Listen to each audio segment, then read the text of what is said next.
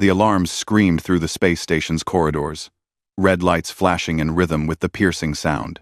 Zekthor ran through the crowded marketplace, his three-fingered hands clutching a data chip that was worth more than entire planets. Behind him, he could hear the heavy footsteps of station security, and something worse, the professional silence of bounty hunters. His blue-scaled skin glistened with sweat as he pushed through a crowd of traders. The Korvax system was supposed to be neutral territory, a place where anyone could do business without questions.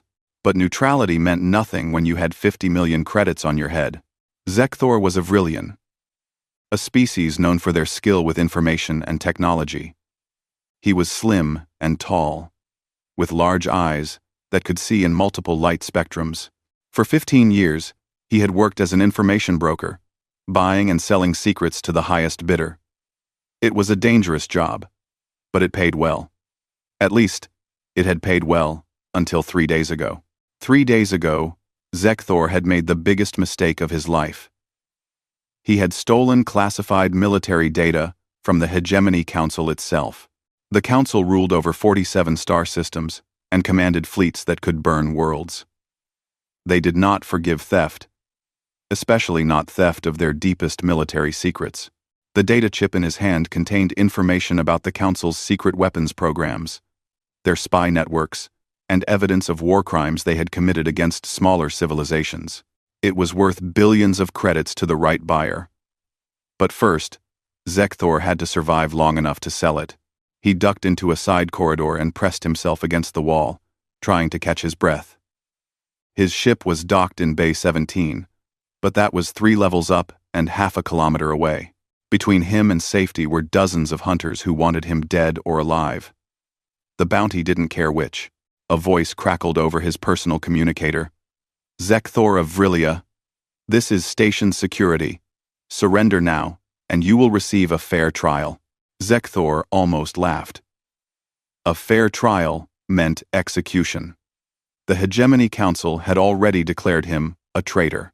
They had released his name, his species, his ship registration, and his last known location to every bounty hunter in the galaxy. They wanted him to suffer before he died. He pulled out a small device from his belt and pressed a button. Somewhere in the station's computer system, a virus he had planted began to work. Security cameras went dark. Door locks malfunctioned. Environmental controls started reporting false emergencies. It would only buy him a few minutes, but a few minutes might be enough. Zekthor ran toward the nearest lift tube. As the doors opened, he saw a figure waiting inside a Kresh warrior, over 2 meters tall and covered in chitinous armor. The Kresh's 4 eyes locked onto Zekthor, and its mandibles clicked with pleasure. 50 million credits, the Kresh said, reaching for the plasma rifle on its back. Zekthor threw the scrambler device at the warrior's feet. It exploded in a flash of electromagnetic energy. The Kresh roared as its armor's systems shorted out, and Zekthor ran past, slamming the lift controls to send it down to the lower levels. He took the stairs instead, climbing as fast as his legs could carry him. His species wasn't built for physical combat, but fear gave him strength. Every corner could hide another hunter. Every shadow could mean death. When he reached the docking level, he saw his ship through the transparent aluminum windows. The Wandering Star was a small courier vessel, fast and equipped with a good jump drive. It wasn't armed with heavy weapons, but it didn't need to be. Zekthor had always relied on speed and cleverness to survive. The docking bay was chaos. Station alarms were still blaring, and maintenance crews ran in every direction trying to respond to the false emergencies Zekthor had created. He slipped through the crowd, keeping his head down. 50 meters from his ship, someone stepped into his path. She was a Selenar, a species that looked almost human except for the silver skin and eyes that glowed with their own light. She wore armor made from some dark metal and carried 2 energy blades at her sides. Zekthor recognized her from the bounty hunter database's Silvara, one of the most successful hunters in the outer systems. Going somewhere? She asked, her voice soft and dangerous. Zekthor's hand moved to the plasma pistol at his side, but Silvara was faster. One of her blades was at his throat before he could draw his weapon. "The council wants you alive," she said, "but they'll pay almost as much for your corpse. Don't make me choose the easy option." Zekthor's mind raced. He couldn't fight her. He couldn't run. But he could talk. "The data I stole," he said quickly. "It's not just military secrets. It's evidence. Evidence of what the council did to the Trell worlds." Silvara's glowing eyes narrowed. Everyone in the galaxy had heard rumors about the Trell worlds. An entire species had disappeared overnight. Their 3 planets left as lifeless rocks. The council claimed it was a plague, but there had always been whispers of something worse. "You have proof?" Silvara asked. "Detailed records, orders, communications." "Everything." Zekthor's voice was desperate. "The council didn't just destroy the Trell. They experimented on them first. Biological weapons. They used an entire species as test subjects." For a moment, Silvara's blade moved away from his throat by a centimeter. Just a centimeter. But it was enough. Zekthor triggered the emergency release on his belt. A cloud of smoke and chemical irritants exploded between them. Silvara cursed and stumbled back, her sensitive eyes burning from the chemicals. Zekthor ran. He heard Silvara shouting behind him, calling for backup. But he didn't look back. His ship was 20 meters away. 10 meters. 5. The boarding ramp dropped as he approached, his ship's computer recognizing his biosignature. He ran up the ramp and slammed the emergency close button. The ramp pulled up just as plasma bolts started hitting the hull. "Start the engines!" he shouted to the ship's computer. "Emergency departure. Authorization Zekthor Alpha 7. The ship's engines roared to life. Through the cockpit window, Zekthor could see bounty hunters running toward his ship. More plasma fire lit up the docking bay. Station security was trying to lock down the bay doors, but his virus was still working, keeping the controls scrambled. The Wandering Star lifted off its landing struts and shot forward through the bay doors just as they started to close. The ship scraped against the closing doors with a horrible screech of metal on metal. But then they were through, out into open space. "Multiple ships pursuing," the computer announced in its calm, emotionless voice. "Detecting 17 vessels on intercept courses. Weapons lock warnings from 14 targets." Zekthor threw himself into the pilot's seat and grabbed the controls. His hands moved across the console, bringing up defensive systems and plotting escape routes. The space around Korvax Station was crowded with ships, traders, passenger liners, mining vessels. He could use that. "Evasive pattern Delta," he ordered. "Head for the asteroid belt. Full speed." The ship dove toward the massive field of asteroids that surrounded the system's outer planets. Behind him, the bounty hunters followed. Zekthor's scanners showed their ships a mix of fighters, corvettes, and modified freighters. All of them were faster and better armed than his courier vessel. But Zekthor knew these asteroid fields. He had run cargo through them dozens of times, learning every major cluster and danger zone. The hunters were skilled, but this was his territory. The Wandering Star weaved between spinning rocks the size of mountains. Zekthor's hands moved constantly, making micro-adjustments to avoid collisions. Behind him, 2 hunter ships weren't as lucky. One clipped an asteroid and went spinning away, its hull breached. The other tried to follow Zekthor through a narrow gap between 3 massive rocks and misjudged the distance. The explosion lit up Zekthor's rear sensors, but 15 ships still followed. "Warning," the computer said. "Hull stress at 60%. Sustained damage to rear shielding. Port engine running hot." Zekthor ignored the warnings. He had to focus on flying. One mistake would mean death.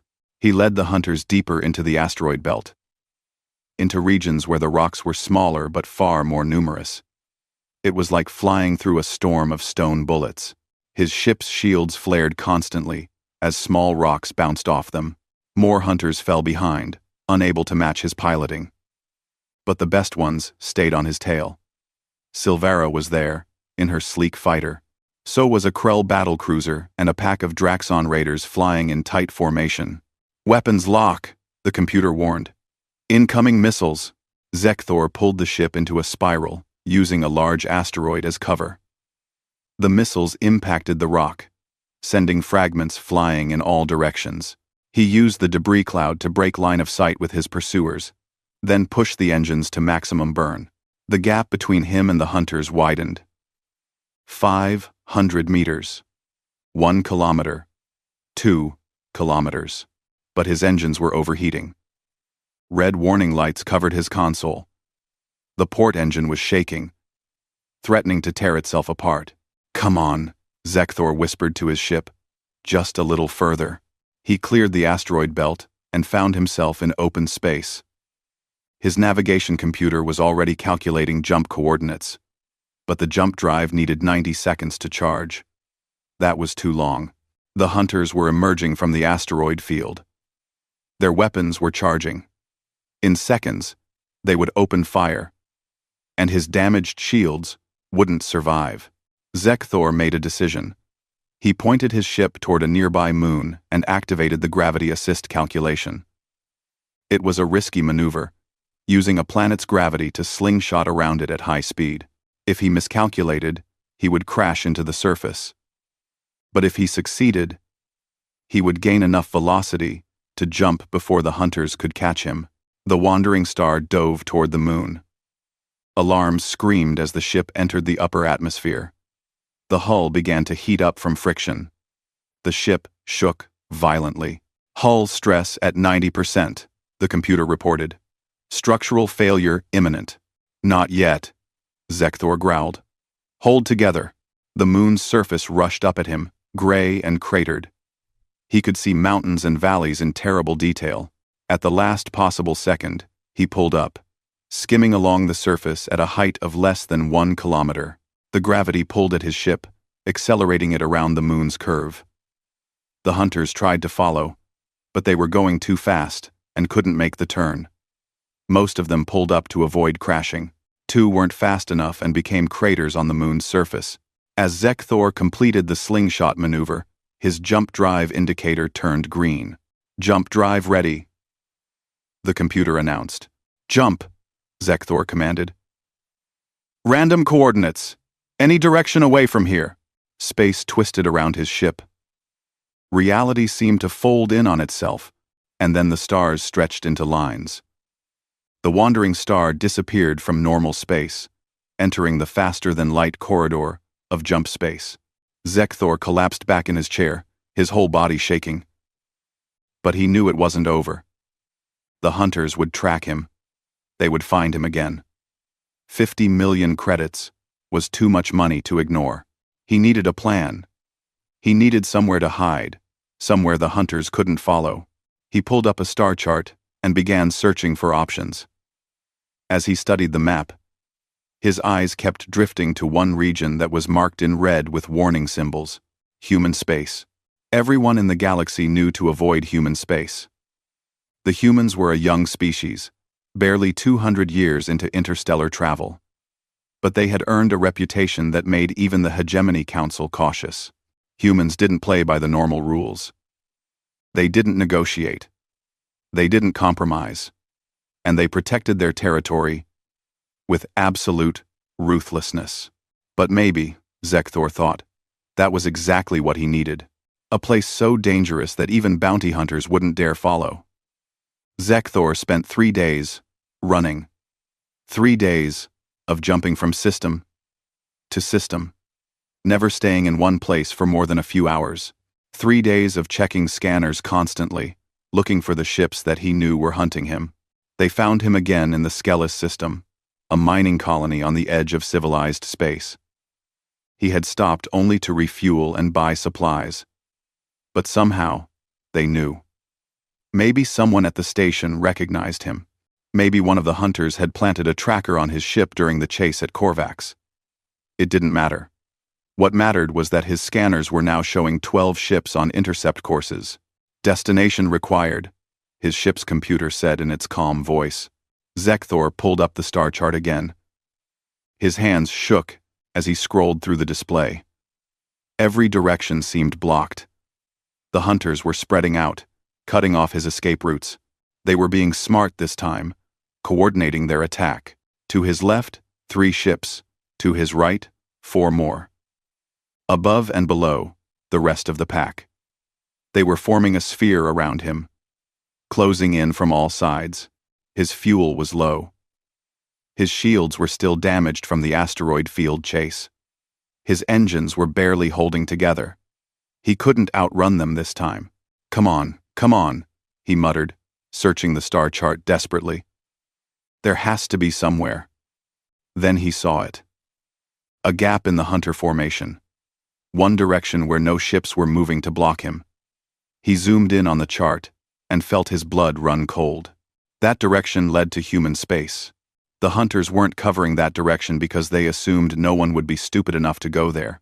Zekthor stared at the chart. He had heard stories about humans since he was young. Every species in the galaxy had stories about them. The humans who never forgot an insult. The humans who turned diplomatic incidents into wars. The humans who had once destroyed 4 entire pirate worlds just to make a point. His navigation computer brought up the information file on human space. It was marked with red warning symbols and skulls, the universal sign for extreme danger. Human territory. The file read: Species classification. Sapient bipeds. Technology level. Advanced. Military capability. Extreme. Diplomatic status. Restricted contact. Warning. Human government enforces absolute territorial sovereignty. Unauthorized entry by armed vessels results in immediate military response. Survival rate of unauthorized armed incursions. 0%. Approach only through designated diplomatic channels with prior authorization. 0% survival rate. That was what made Zekthor pause, but then his scanner alert blared. The hunters were less than 10 minutes away now. He could see them on his display, 12 deadly ships closing in like predators surrounding wounded prey. Calculating jump to human border, Zekthor said. Warning, his computer responded. Destination is flagged as restricted territory. Unauthorized entry may result in hostile action. Recommend alternate route. I don't have an alternate route. Calculate the jump. Calculating. Jump solution ready. Warning. This course will take us to the human territorial boundary. Additional warning. Insufficient fuel for a second jump.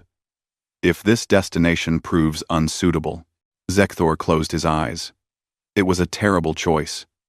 But it was the only choice. Jump, he said. The stars stretched into lines. Space folded. The wandering star disappeared from the Skelis system just as the first hunter ships arrived at his last position. When Zekthor emerged from jump space, he found himself at the edge of something that made his skin crawl with instinctive fear. The border of human space was marked by hundreds of automated buoys, each one broadcasting warnings in 47 different languages. Zekthor's computer picked up the transmission and displayed it on his screen. Warning. You are approaching the territorial space of the Human Stellar Alliance. All vessels must receive authorization before crossing this boundary. Unauthorized entry by armed vessels will be treated as an act of war. Unauthorized entry by unarmed vessels will result in immediate detention. To request authorization, proceed to designated diplomatic channel Alpha 7 and submit proper documentation. Response time to authorization requests: 72 hours. This is your only warning. The message repeated over and over, in every language, from every buoy. There must have been thousands of the buoys, forming a wall of warnings around the entire human territory. Zekthor had never seen anything like it. Most species marked their borders with simple beacons. The humans had created a barrier of automated sentinels, each one presumably equipped with sensors and weapons. Beyond the buoys, Zekthor could see nothing unusual. Just normal space. Stars in the distance, the usual darkness. But the sensors on his ship were picking up something strange. Energy signatures. Lots of them. His computer couldn't identify what they were, but they were there, waiting beyond the boundary. Detecting multiple vessels emerging from jump space, his computer announced. Behind us. Distance. 2 million kilometers and closing. The hunters had followed him. Of course they had. They had probably calculated his most likely escape route. The moment he jumped, Zekthor pulled up his rear sensors. 12 ships. No. More were arriving. 15. 18. 20. More hunters had joined the pack, drawn by the enormous bounty. They were spreading out again, moving to surround him. But this time, they were moving slowly, carefully. They had seen where he was. They knew he was at the human border. Zekthor's communicator crackled to life. Multiple incoming transmissions from the hunter ships. He accepted one. A face appeared on his screen, a Krell, with thick scaled skin and small eyes that glittered with intelligence. Zekthor, the Krell said. This is Commander Rax of the Crimson Talon. I'm speaking for the hunting pack. We have you surrounded. You can't run anymore. Power down your engines and prepare to be boarded. You'll kill me, Zekthor said. The Council wants you alive, Rax replied. We'll honor that. You have my word. Road. Zekthor almost laughed. The word of a bounty hunter meant nothing. But he knew Rax was probably telling the truth about keeping him alive. The Council would want to interrogate him before execution. They would want to know who he had talked to, who might have copies of the data. I need time to think, Zekthor said. You have 5 minutes, Rax said. Then we start shooting. The transmission ended. Zekthor looked at his screens. Behind him, 20 hunter ships, all with weapons charged and ready. In front of him, the human border, with its wall of warning buoys and unknown dangers beyond. 5 minutes to decide between certain death and probable death. His hands moved to the controls. The decision was already made. Really. He had known it would come to this from the moment he saw the gap in the hunter formation. Computer. Plot a course across the human border. Best speed. 9. 9 mine. 9. Warning. This action violates. I know. Do it anyway. The ship's engines fired. The wandering star accelerated toward the line of buoys. Immediately, every communication channel exploded with noise. He's running for human space, someone shouted. Cut him off. Block his approach. But none of the hunter ships moved forward. They accelerated to keep pace with Zekthor, but they stayed behind him, maintaining their distance from the border. Zekthor's ship crossed the line marked by the buoys, and every single hunter ship stopped. Zekthor watched his rear sensors in disbelief. 20 ships, all of them just stopping. They held position exactly at the border, not 1 meter past the buoy line. What? He whispered. His communicator lit up again. Multiple incoming transmissions. He opened a general channel and was immediately hit with a wall of sound.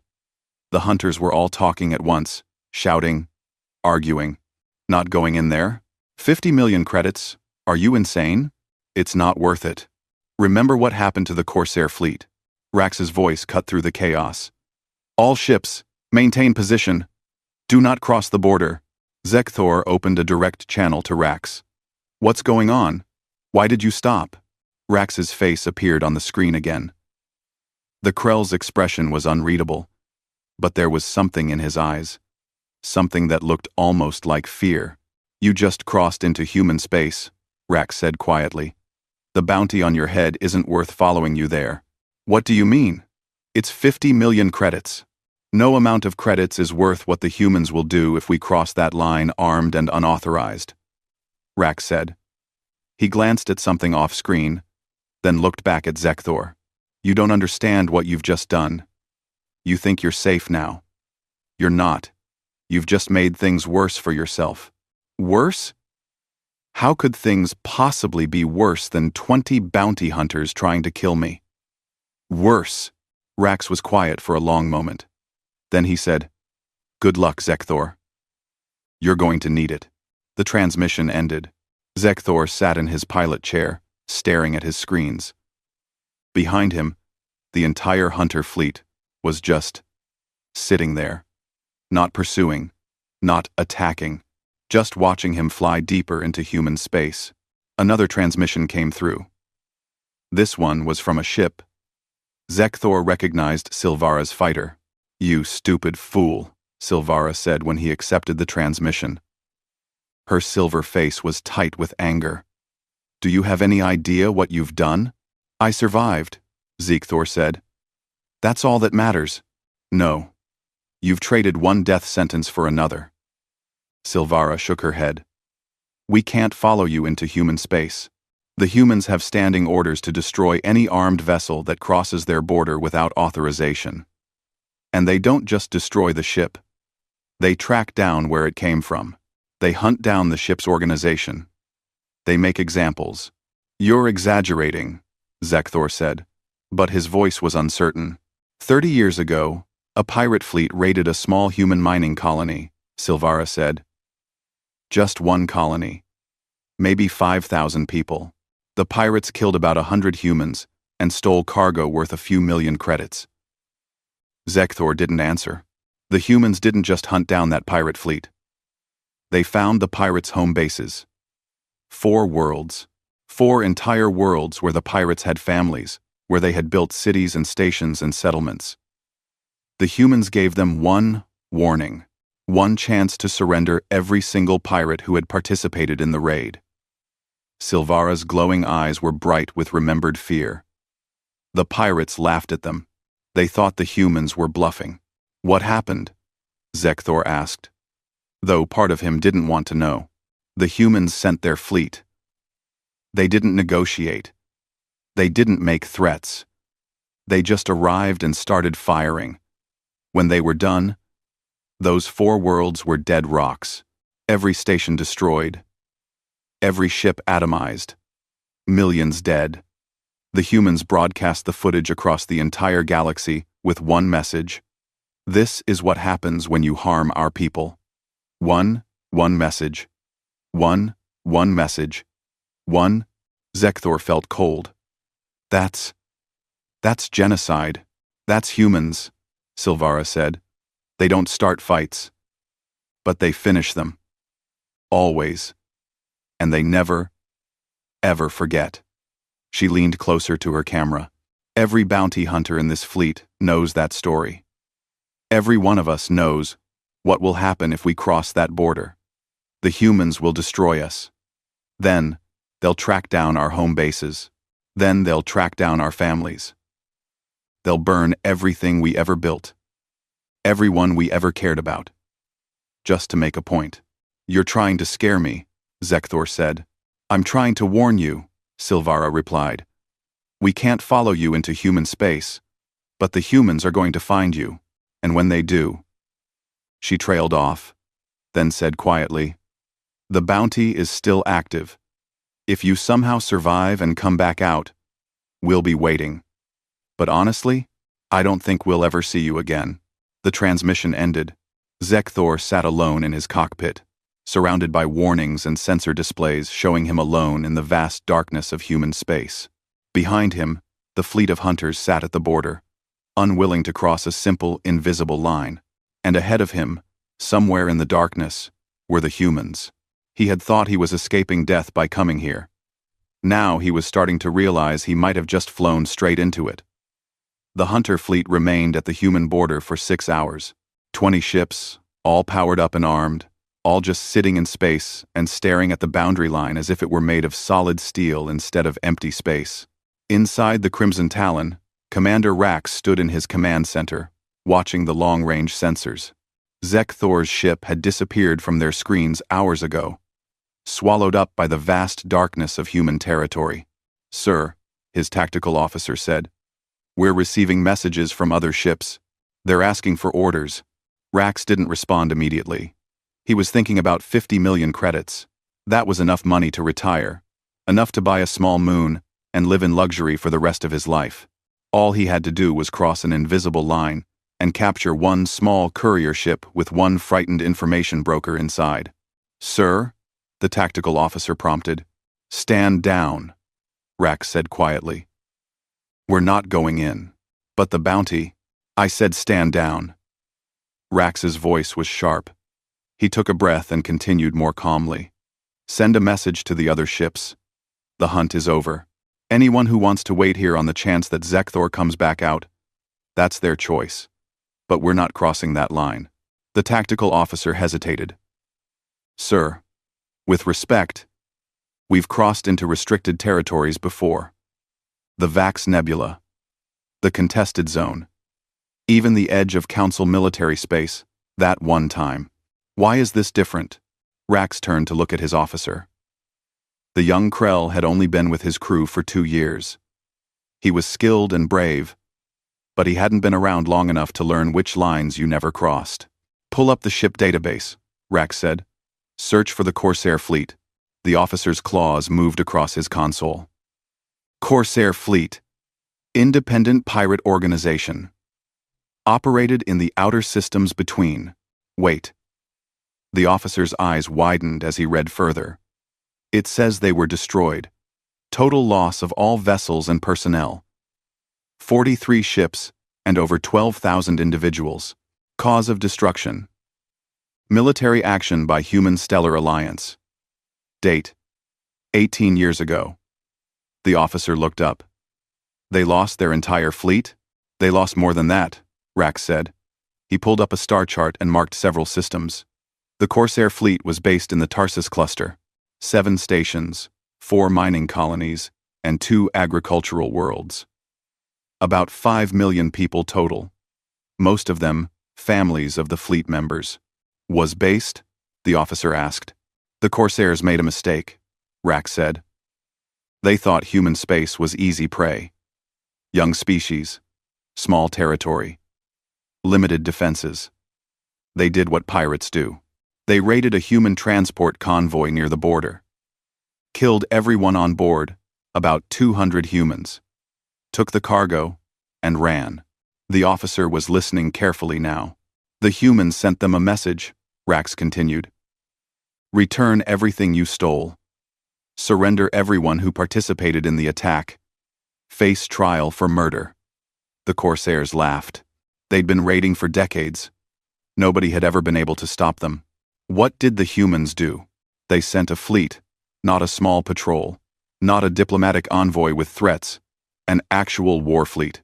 20 capital ships, hundreds of support vessels, thousands of fighters. Rax pulled up an image on the main screen.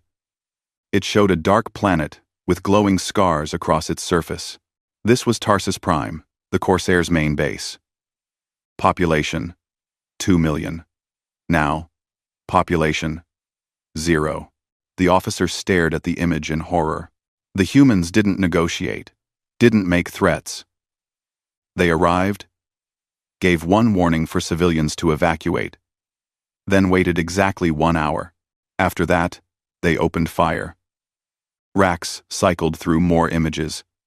Dead stations, burning colonies, debris fields that used to be ships. It took them 1 week to destroy everything the Corsairs had built over a century. Every station, every colony, every ship, everything. But the civilians, the officer stammered. Did they evacuate? Some did. Most didn't. They didn't believe the humans would really do it. They thought it was a bluff. Rax closed the images. The humans broadcast everything. They wanted the galaxy to watch. They wanted everyone to see what happens when you cross their borders and hurt their people. 5 million dead, just to make a point. The command center was silent. After that, Rax said, the Galactic Council filed a formal protest. Called it genocide. Called it excessive force. Demanded the humans face consequences. He smiled without humor. You know what the humans said? They said, we warned them. We gave them a chance to surrender. They chose violence. We chose to end the threat permanently. Then they looked at the council and said, anyone else want to test our borders? Nobody did, the officer said quietly. Nobody did, Rax agreed. That was 18 years ago. Since then, the humans have made their policy very clear. Their space is their space. Cross it without permission with an armed ship, and you don't get captured. You don't get arrested. You get destroyed. Instantly. No warnings. No second chances. But Zekthor crossed in an unarmed courier ship, the officer pointed out. Which is why he might survive the next few hours, Rax said. The humans have different rules for unarmed vessels. They'll detain him, question him, probably hold him while they figure out what to do. But us? He gestured at the fleet outside. We're armed warships. If we cross that line, we're dead. And it won't just be us. The humans will ask where we came from. They'll track down our bases. They'll find everyone who ever worked with us. And then, not. He didn't need to finish the sentence. Across the fleet, similar conversations were happening. In Silvara's fighter, she was explaining to her crew why they couldn't pursue. I've been a bounty hunter for 23 years, she told them. I've tracked targets across 40 systems. I've faced down pirates, smugglers, military deserters, and war criminals. I've taken risks that would make most people's skin crawl. But I will not cross into human space. Not for 50 million credits. Not for any amount of money. But they're just humans, one of her crew said. They're a young species. Whoa. They're cast inside. We have better technology. Better weapons. Better ships. Silvara pulled up a file on her computer and transmitted it to the crew stations. Read that. The file was a Galactic Council intelligence report on human military capabilities. Her crew read in silence, their expressions changing as they went through the document. This says humans have a concept called mutually assured destruction. One crew member said slowly. They built enough weapons to destroy their own planet dozens of times over. They pointed those weapons at each other. They came within minutes of actually using them, multiple times. They almost destroyed themselves before they even reached space, Silvara confirmed. Does that sound like a species that makes rational decisions about proportional response? Another crew member spoke up. This section talks about human military doctrine. It says they have a policy called overwhelming force. If you attack them with one ship, they respond with 10. If you attack one of their colonies, they respond by eliminating your entire organization. They don't believe in measured responses. They believe in total victory. Argown. Now you understand, Silvara said. Humans don't think like we do. We calculate risks and rewards.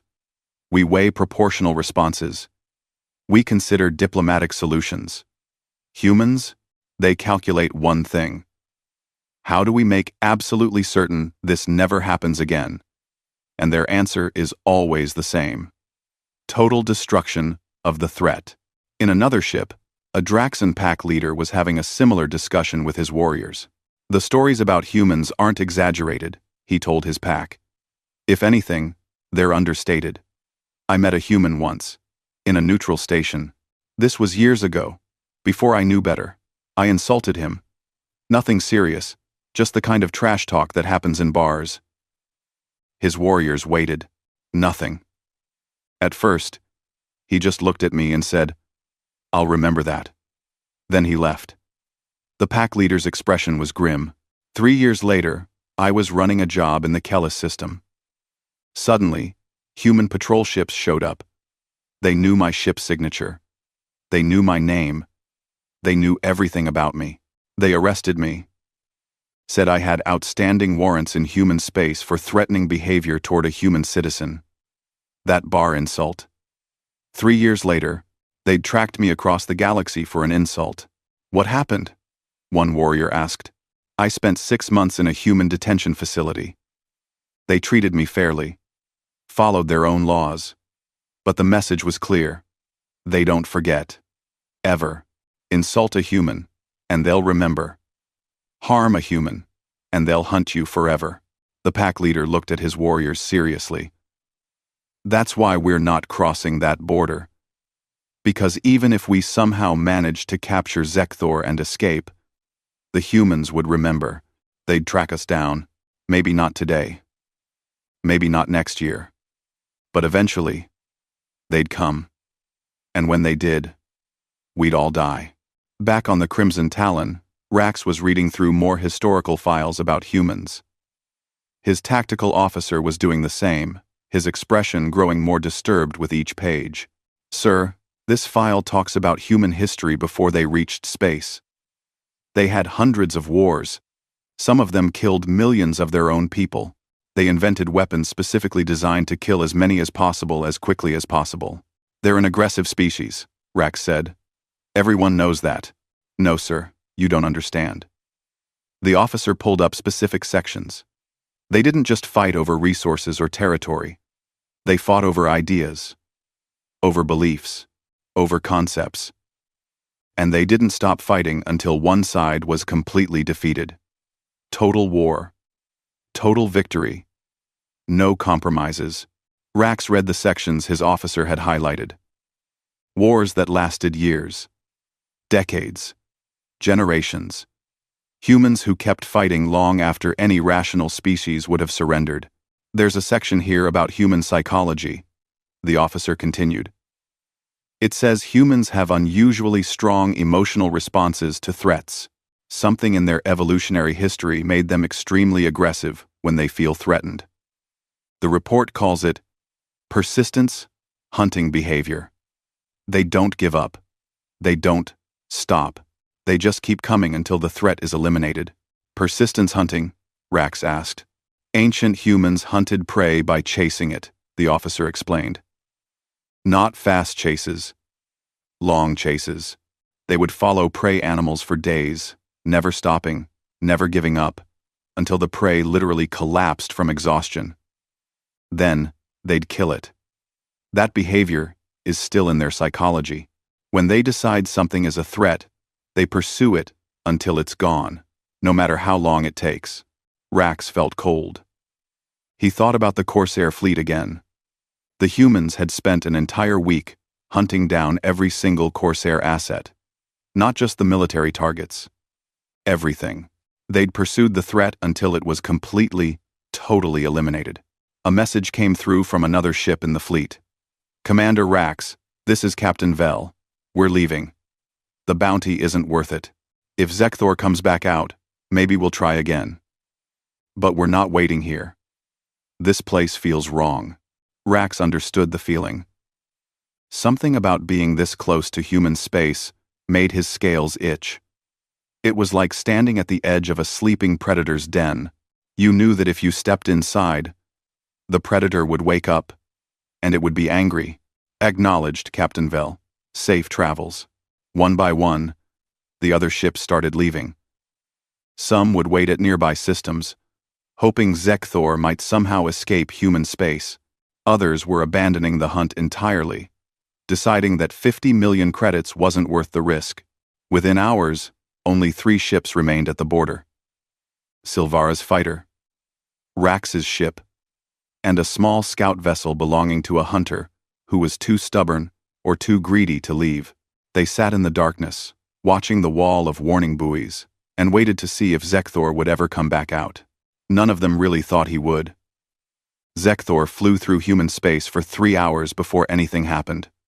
3 hours of silence, and darkness, and growing fear. His sensors showed nothing. No ships, no stations. No signs of civilization at all. Just empty space and distant stars. Maybe the humans didn't patrol this region. Maybe he could just fly through their territory and come out the other side. Maybe all the stories were exaggerated. Then his computer spoke. Warning. Detecting multiple targeting locks. Source. Unknown. Distance. Unknown. Nature. Unknown. Zekthor's hands flew across his controls, checking his sensors. Nothing. His screens showed empty space. But his ship's defensive systems were screaming that something had locked weapons onto him. Show me where it's coming from, he shouted at the computer. Unable to determine. Sensors show no vessels in range. However, weapons lock is confirmed. Recommend immediate evasive action. How could something lock weapons on him without his sensors detecting it? Zekthor had expensive, military-grade sensors on his ship. They could detect vessels at extreme ranges, but now they were showing nothing. A new transmission came through, audio only. The voice was flat, emotionless, and human. Unidentified vessel. You have entered restricted space without authorization. Power down all weapons systems immediately. Reduce velocity to station keeping. Prepare to be boarded. You have 60 seconds to comply. Failure to comply will result in destruction of your vessel. This is your only warning. Zekthor's hands were shaking. The voice had said all of that without any emotion. Like reading from a script. Like it didn't matter whether he complied or not. Like destroying his ship would be no different from filing a report. Wait, he called out. I'm unarmed.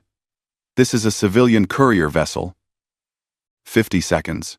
Zekthor scrambled to power down his systems. His ship didn't have many weapons to begin with. Just a small plasma cannon for defense against asteroids, and a few countermeasure systems. He shut them all down. Weapons offline. I'm complying. Reduce velocity. Zekthor killed his engines, letting the ship drift. His heart was pounding. He still couldn't see anything on his sensors. Where was the human ship? How were they targeting him? Compliance confirmed. Remain at current position. Do not attempt to restart engines. Do not attempt to charge weapons. Do not attempt to enter jump space. A patrol vessel will arrive to intercept you within approximately 4 hours. Any deviation from these instructions will result in immediate destruction. The transmission ended. 4 hours. Zekthor sat in his cockpit, staring at his blank sensors, knowing that somewhere out there, weapons were pointed at him. Weapons from ships he couldn't even see. He tried to keep calm. The humans had said he would be boarded, not destroyed. That was good. That meant they at least followed some kind of procedure for unarmed vessels. But 4 hours was a long time to sit and wait and think about all the stories he'd heard. Stories about the Corsair fleet. Stories about human ruthlessness.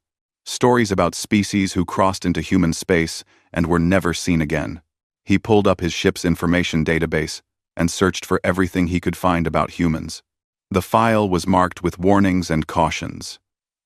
Much of the information was, old humans didn't share much data with other species.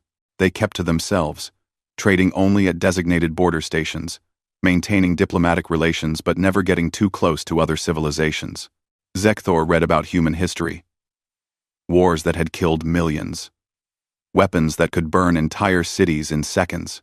A species that had nearly destroyed itself multiple times before finally reaching some kind of peace. But the peace hadn't made them soft. If anything, it had made them more dangerous. United humanity had turned outward, spreading to the stars. And they'd brought their weapons with them. The file included reports from various species that had encountered human vessels. The reports were consistent. Humans were professional, efficient, and absolutely uncompromising about their territory. They followed their own rules strictly, but those rules were harsh. One report caught Zekthor's attention. It was from a Draxan trader who had accidentally drifted into human space due to a navigation error. They intercepted us within minutes.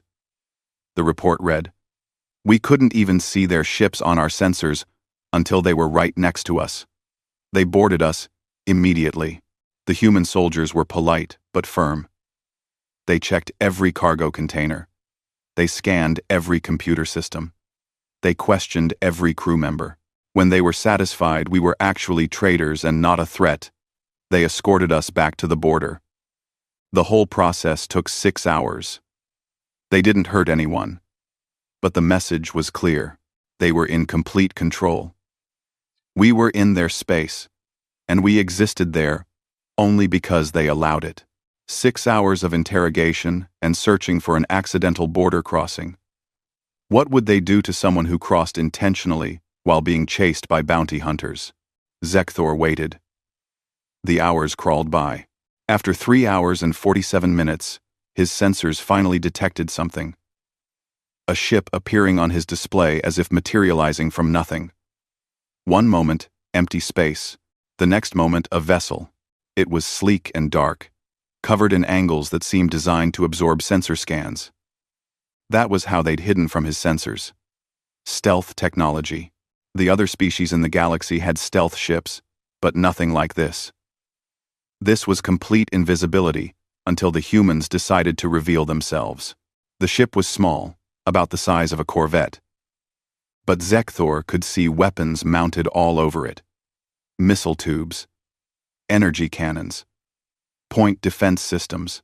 It looked like someone had taken a ship and covered every available surface with weapons. A new transmission came through, this time with video. A human face appeared on Zekthor's screen. Zekthor had seen humans before in videos and images, but never this close.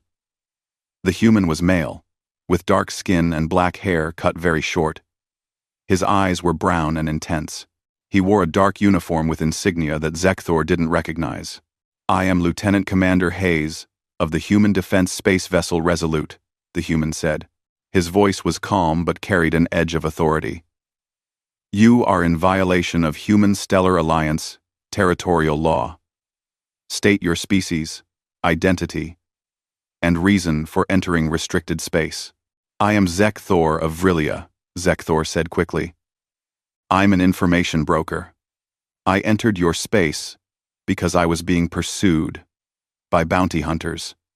I had nowhere else to go." Hayes' expression didn't change. "You entered human space to escape pursuers." "Yes. I'm sorry. I know I wasn't authorized, but they were going to kill me. Stand by."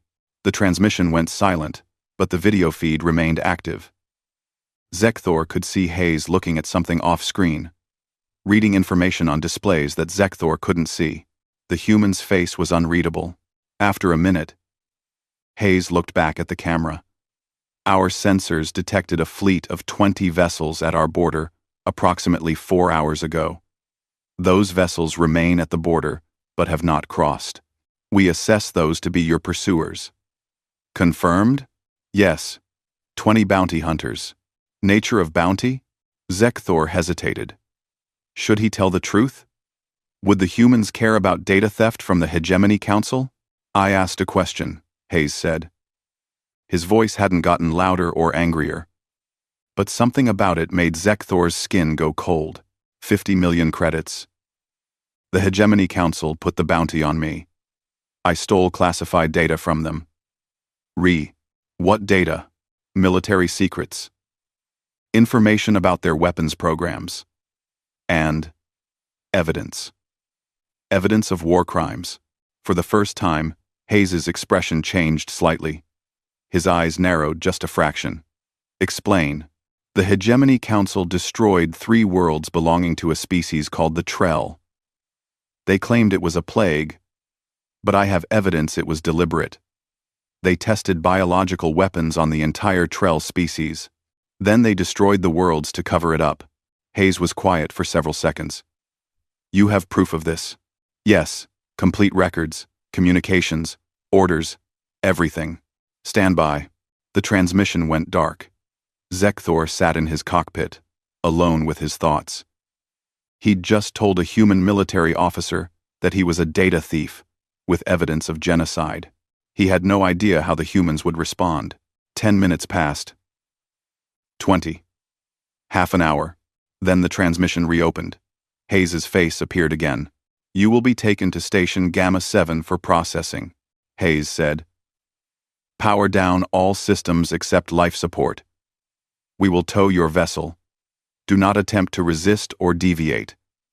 Any resistance will be met with immediate force." "I understand," Zekthor said. "One more thing," Hayes added. "Our computers have accessed your ship's navigational logs. We know where you've been, who you've met with, and every transmission you've sent in the last 30 days. We know about your pursuers, their ship signatures, and their organizational affiliations. This information has been forwarded to our command structure. Zekthor felt his blood run cold. They'd hacked his ship. Completely. They'd bypassed all his security systems, like they weren't even there. How did you? You're in human space now, Hayes said. Nothing here is private, unless we allow it to be. Remember that. The transmission ended. A mechanical arm extended from the Resolute and clamped onto Zekthor's ship. The courier vessel was pulled through space like a toy. Zekthor watched through his cockpit window as they traveled. More human ships appeared on his sensors. Not by arriving, but by simply revealing themselves. They'd been there all along, invisible on his screens. Destroyers. Cruisers. What looked like a carrier with dozens of small fighters docked to it. Every ship was heavily armed. Every ship looked ready for war. They reached a station after 2 hours of travel. It was huge, larger than anything Zekthor had seen outside of major trading hubs. But this wasn't a trading hub. This was a military installation. Weapons platforms surrounded it. Shield generators powerful enough to protect entire fleets. Sensor arrays that probably could detect a ship entering jump space halfway across the galaxy. The humans had built a fortress in space.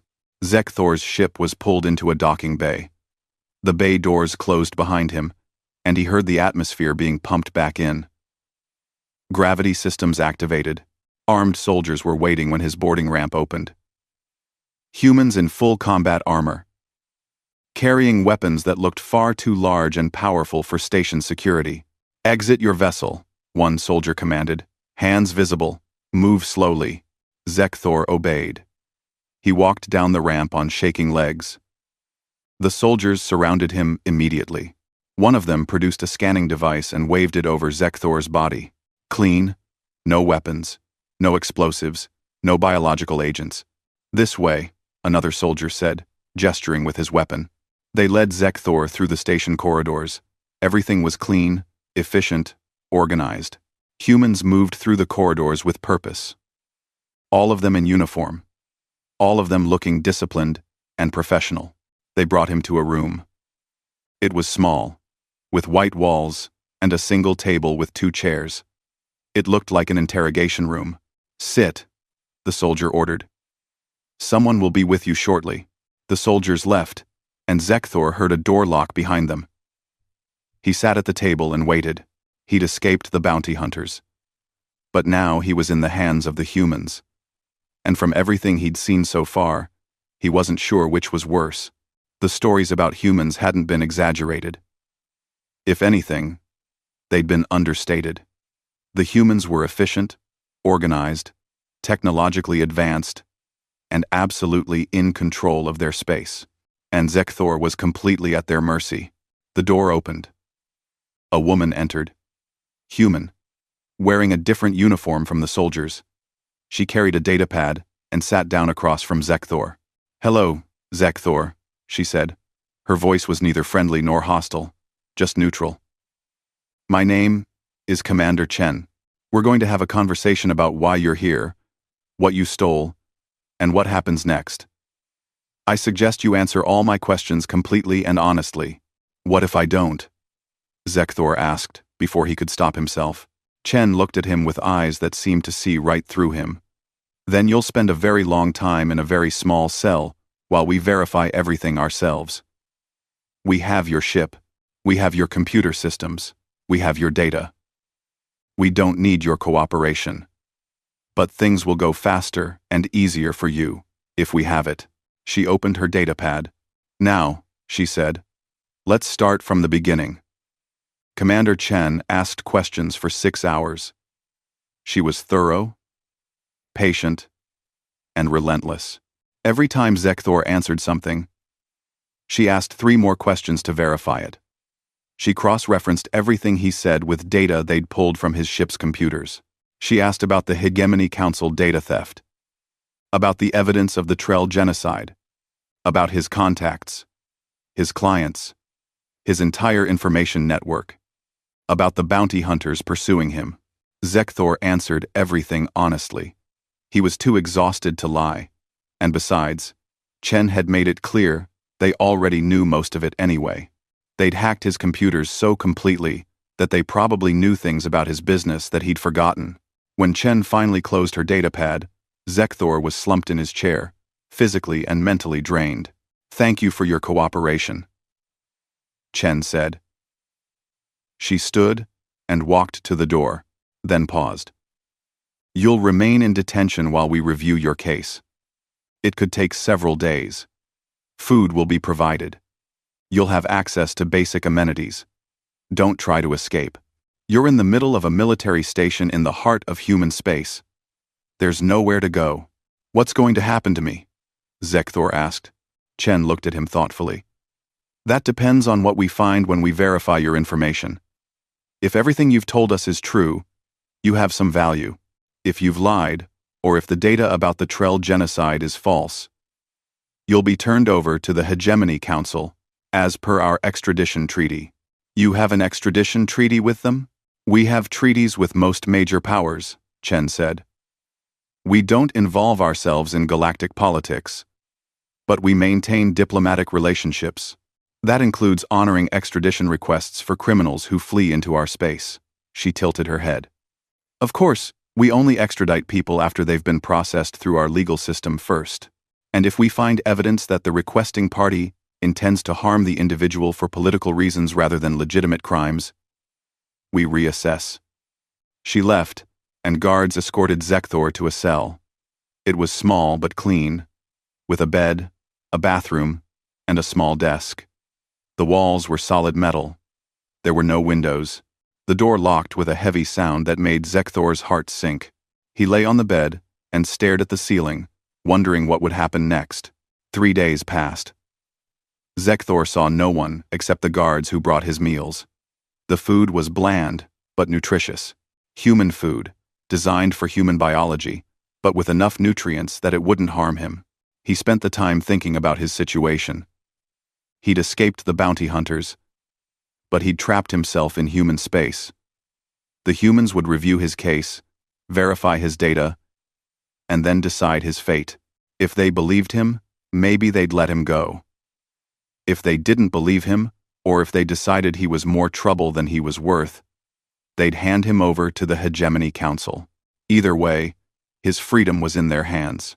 On the 4th day, the door opened, and Commander Chen returned with 2 guards. "Come with us," she said. They led him through the station to a different section. This area looked more administrative than military. They entered a large office, where a man sat behind a desk, reviewing holographic displays. The man was older than Chen, with gray in his hair and lines on his face that spoke of years of responsibility. His uniform had more insignia, suggesting high rank. "Sit," the man said, gesturing to a chair in front of his desk. Zekthor sat. Chen stood beside him. The guards remained by the door. "Thor. Zek, I am Admiral Marcus Webb," the man said, "commander of this sector. I've reviewed your case personally, including the data you stole from the Hegemony Council." Zekthor waited, his heart's beating rapidly.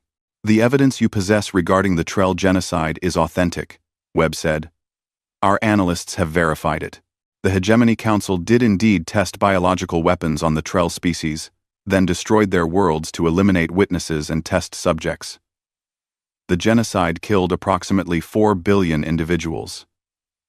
Zekthor felt sick. He'd known the data was real, but hearing it confirmed was different. "This presents us with a complicated situation," Webb continued. "The Hegemony Council has filed an official extradition request. They want you returned to face trial for data theft and treason. Under normal circumstances, we would honor that request. We have a treaty." "But," Zekthor asked. "But the evidence you possess changes things," Webb said. "Genocide is considered a crime against sapient species under Galactic Council law.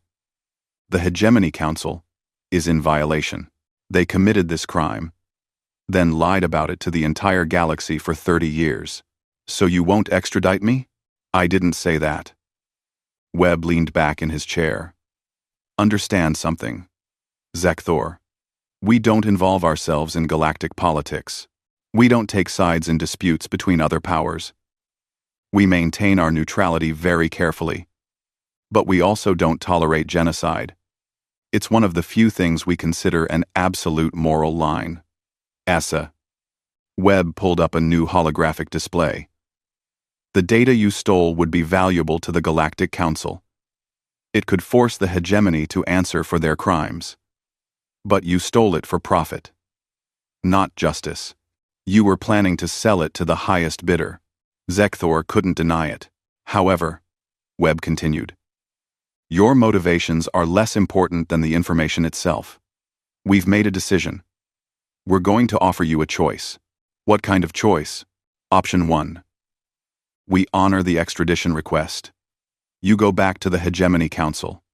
You face their justice system. Based on what we know of their courts, you'll be convicted and executed. Zekthor's skin went pale. Option 2. You cooperate with us. You testify before the Galactic Council about what you found. You provide all the evidence you have. You help expose the genocide. In exchange, we grant you protected status within human space. The Hegemony Council can't touch you here. No one can. You want me to testify against the Council? Zekthor asked. They'll try to kill me. They're already trying to kill you, Webb pointed out. The difference is that under our protection, they won't succeed. We don't take half measures with security. If we say you're protected, you're protected. Anyone who tries to harm you in human space will face the full weight of our military. Zekthor thought about it. Testifying against the Hegemony Council would make him a permanent target. But staying under human protection meant living in human space, surrounded by a species that terrified half the galaxy. Why do you care? He asked. Why does it matter to you what happened to the Trell? Webb's expression hardened. Because humans know what genocide looks like. We've committed it against each other in our own history. We know the horror of it. We know the cost.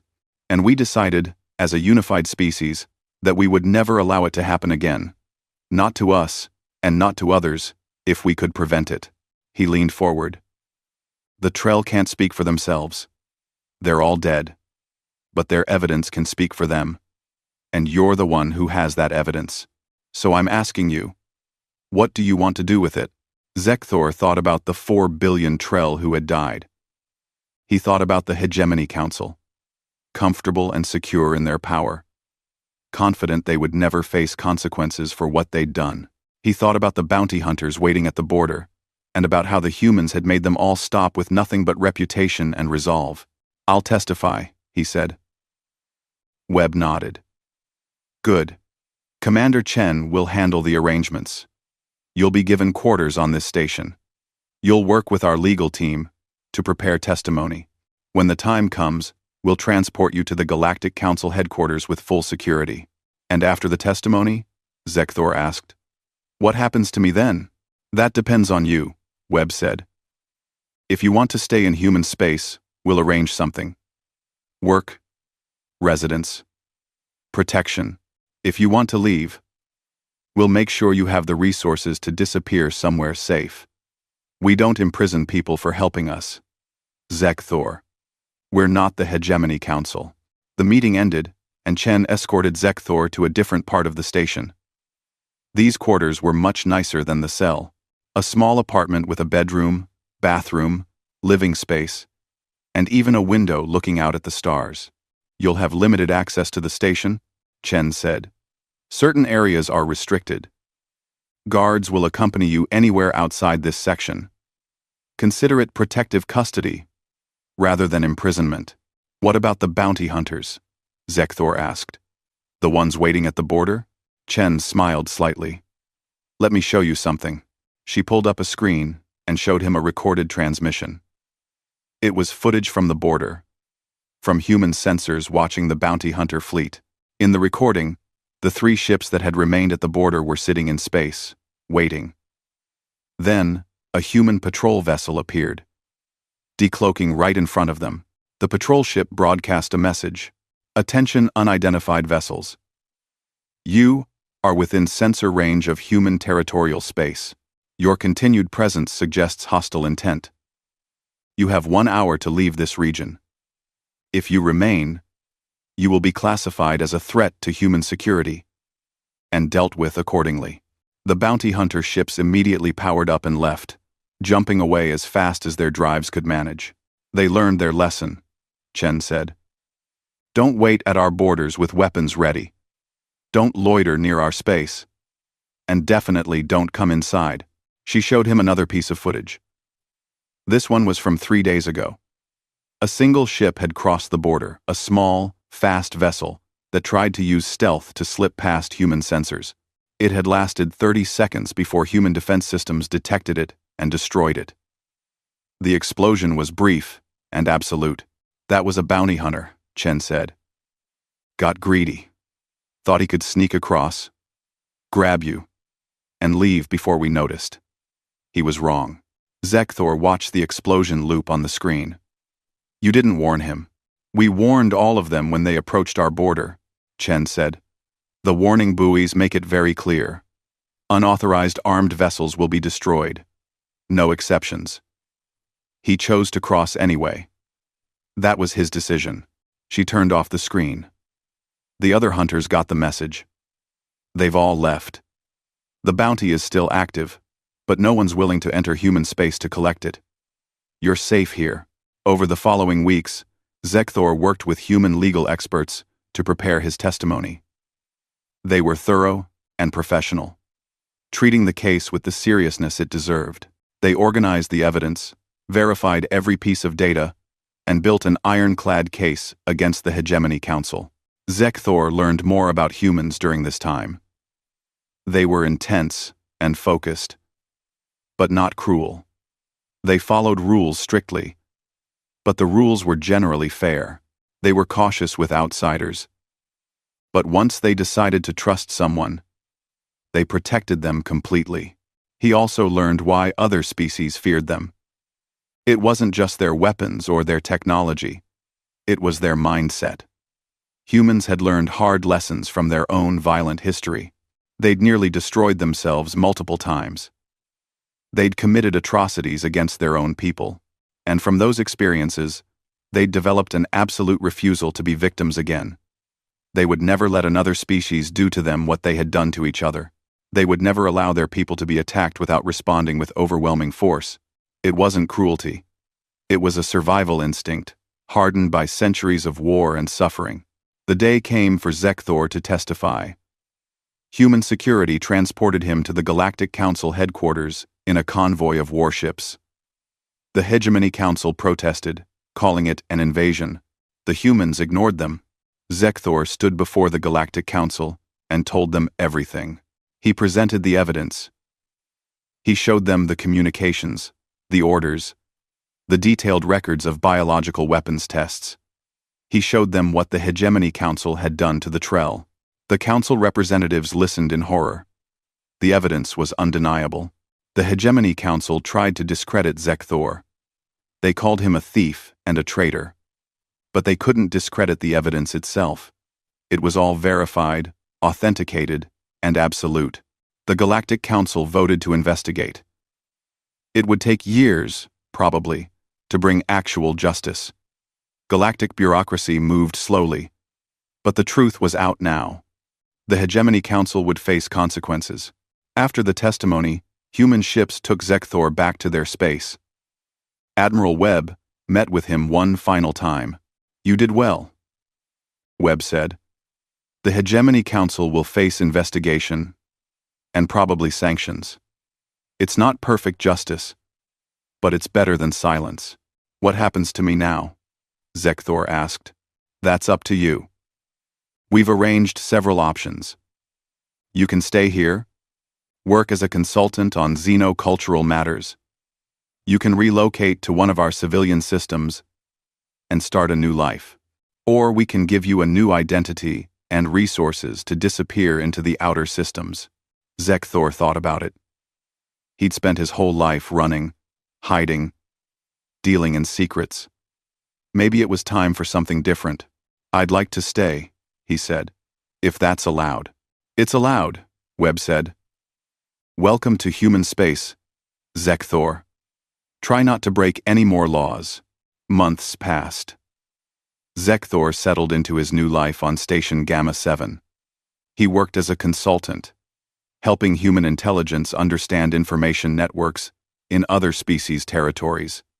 It was similar to his old work, but legal and without the constant fear. He made friends with some of the humans on the station. He learned their customs, their humor, their way of seeing the universe. They were strange, these humans, but not monsters. One day, he was having a meal in the station cafeteria when a young human officer sat down across from him. "You're the guy who testified against the Hegemony Council," the officer said. "Yes," Zekthor replied. "That took guts. Half the galaxy is scared of the Council." "I was more scared of staying silent," Zekthor admitted. The officer nodded. "You know why they call our species aggressive, right? Why other species fear us." Zekthor thought about the Corsair fleet. About the destruction of 4 worlds. About the hunter who crossed the border and died 30 seconds later. "I think so," he said. "It's because we learned our lessons the hard way," the officer said. "We nearly destroyed ourselves. We committed terrible crimes against each other. Genocide, nuclear war, biological weapons. All of it." The officer looked out the cafeteria window at the stars. "So we made a choice. Never again. Never let it happen to us. Never let it happen to others if we can stop it. We don't start fights, but we finish them. Permanently." "The other species call you aggressive," Zekthor said. The officer smiled slightly. "We call it learning from history. Better to be feared and alive than peaceful and dead." Zekthor nodded slowly. He understood now. The humans weren't cruel. They were careful. They'd seen what happened when you let threats grow unchallenged. They'd learned that sometimes the only way to prevent atrocities was to respond to them with absolute force. It wasn't pretty. It wasn't gentle. But it worked. "I'm glad I came here," Zekthor said. "Even though it was terrifying. Most good decisions are," the officer replied. "Welcome to human space, Zekthor. You're safe here. As long as you need to be." Zekthor looked around the cafeteria at the humans going about their business, eating, talking, laughing. They seemed so normal, so ordinary. But he'd seen what they could do when threatened. He'd seen their weapons, their technology, their absolute unwillingness to compromise on security. The galaxy feared them. And now Zekthor understood why. But he also understood that fear was the point. The humans wanted other species to be afraid. They wanted everyone to know that crossing into human space meant consequences. Because as long as everyone was too afraid to attack them, the humans could live in peace. It was a strange kind of peace, built on reputation and threat. But it was peace, nonetheless. And for Zekthor, who had spent his life running from danger, peace was enough.